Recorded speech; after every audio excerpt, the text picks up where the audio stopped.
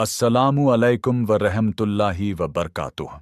आज हम बात करेंगे इस्लाम के एक बहुत बड़े और चमत्कारी वाक्य के बारे में, इज़रा और मिराज, वो मुबारक रात जब अल्लाह ने अपने नबी मोहम्मद सल्लल्लाहु अलैहि वसल्लम को आसमानों से भी आगे बुलाया। इज़रा और मिराज इस्लामी इतिहास का सबसे अहम वाक़या है। ये अल्लाह के हुक्म से नबी मोहम्मद सल्लल्लाहु अलैहि वसल्लम के एक चमत्कारी रात के सफ़र को बयान करता है। इस वाक्य को दो हिस्सों में बताया जाता है। 1. इज़रा, रात का सफर। 2. मिराज, आसमानों की बुलंदी तक उठाया जाना। पहला वाक्या, इज़रा, रात का सफर।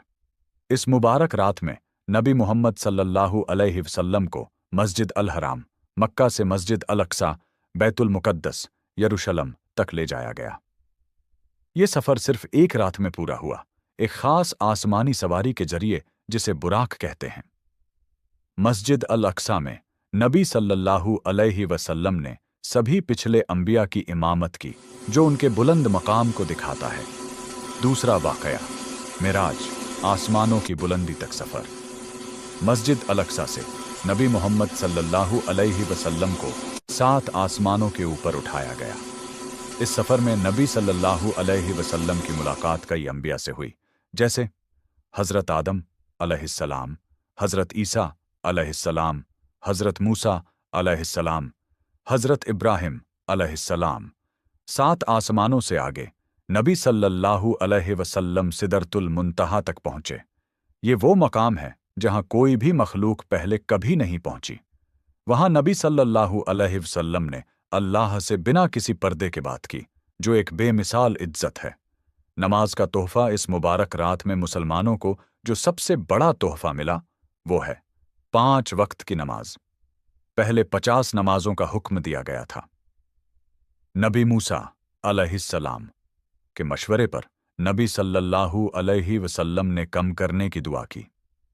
आखिर में अल्लाह ने इसे 5 नमाजों तक रख दिया, लेकिन सवाब 50 नमाजों का ही रख दिया। इससे पता चलता है कि नमाज इस्लाम में कितनी जरूरी है। कुरान में जिक्र इस वाकये का जिक्र कुरान में भी मिलता है। पाक है वो जात जिसने अपने बंदे को रात के वक्त मस्जिद अल हराम से मस्जिद अल अक्सा तक ले जाया। सूरह अल इसरा आयत 1। शब-ए मिराज की अहमियत ईमान को मजबूत करती है, अल्लाह की कुदरत को जाहिर करती है, नमाज की अहमियत याद दिलाती है, मुश्किल वक्त में उम्मीद देती है। ये वाकया नबी सल्लल्लाहु अलैहि वसल्लम की जिंदगी के एक बहुत दर्दनाक दौर के बाद हुआ। मुसलमान इस दिन को कैसे मनाते हैं? मुख्तलिफ जगहों पर मुख्तलिफ तरीकों से इस दिन को याद किया जाता है।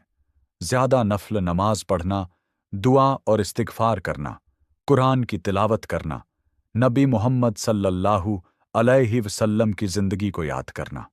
पैगाम, इस रात के लिए इस्लाम में कोई खास फर्ज नमाज मुकर्रर नहीं है, लेकिन इबादत करना अफजल है। अगर अल्लाह ने अपने नबी मोहम्मद सल्लल्लाहु अलैहि वसल्लम को एक ही रात में आसमानों से भी आगे ले जा सकता है, तो हमारी जिंदगी का कोई भी मसला अल्लाह के लिए बड़ा नहीं। याद रखिए, नमाज सिर्फ फर्ज नहीं, मिराज का तोहफा है। और जिस रब ने अपने नबी सल्लल्लाहु अलैहि वसल्लम को एक रात में आसमानों तक पहुंचा दिया, वही रब हमारी जिंदगी के हर मसले का भी बेहतरीन हल रखने वाला है।